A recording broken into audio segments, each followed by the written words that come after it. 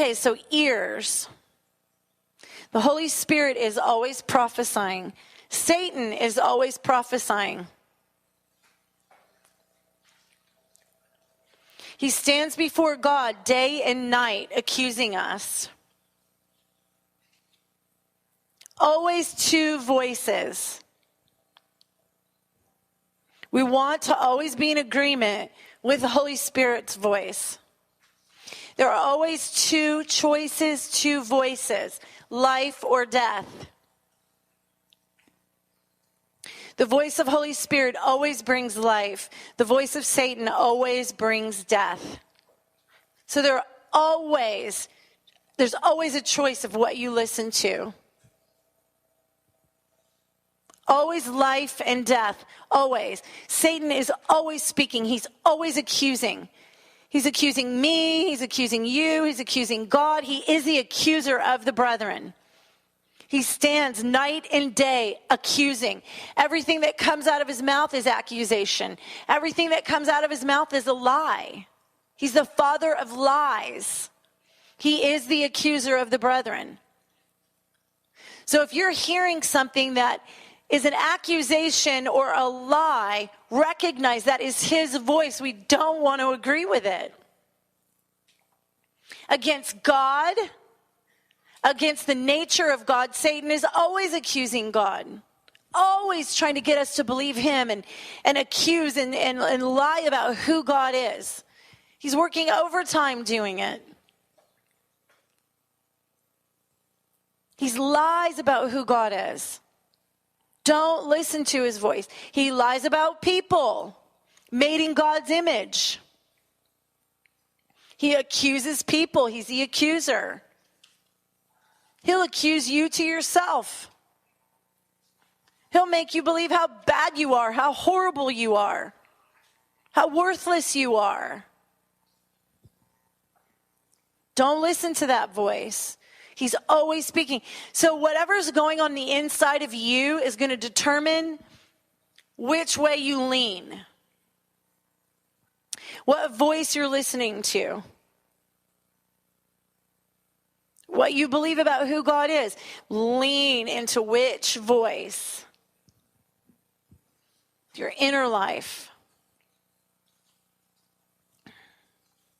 So the mouth declares what the eyes see and the ears hear.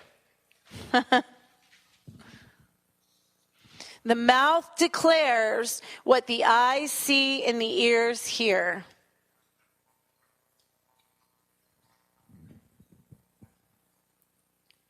Do you know, they do this in the occult realm. Witches do this all the time.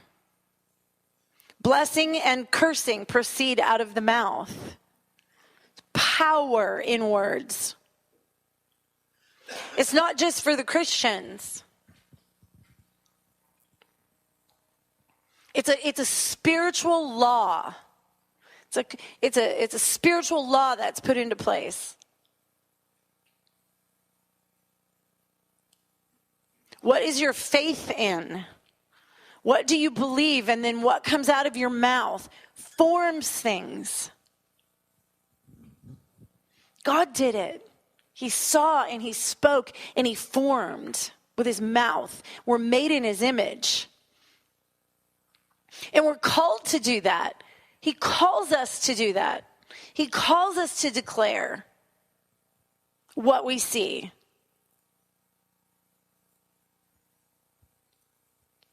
I am big on this with our team. Big on this. I always tell them, you can't, if you see it, declare it. But line it up with his nature. This inner life be possessed. But we don't have to come in like beggars. When we see something, we don't have to ask. He's already done it at the cross. If he's showing it to you, he wants you to come in agreement with it and declare it. It's what Jesus did. Jesus came out of that hidden place of supplication, prayer, and thanksgiving, and all of that with the Lord in the quiet place with the Father when he went up on the mountains. But you don't see him doing that when he comes out. Be healed. He saw the Father healing, and he healed. He saw what the Father was doing, and he agreed with the Father and did it. He said, I do nothing apart from seeing what my Father's doing. But you don't see him coming out asking. When he does ask, he prefaces it with, I'm asking you so that they'll understand. I'm asking you so that they'll recognize that I'm asking you and you're answering me. He does it to make a point. Every other time he comes out, he says, be healed. Get out of him. Leave. Go.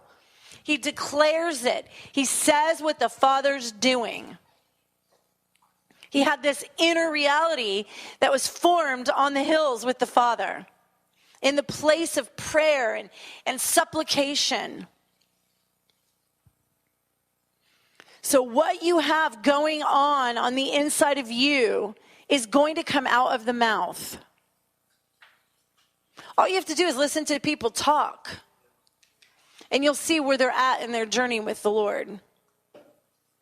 Oh, I haven't. The complaining stuff hurts my ears so bad. It's like the worst for me. Defeat and complaining and whining. It's like, stop. It's like your inner, do you know who he is? We should never have to complain. We have nothing to complain about, nothing to whine about. Do you know what he did at the cross?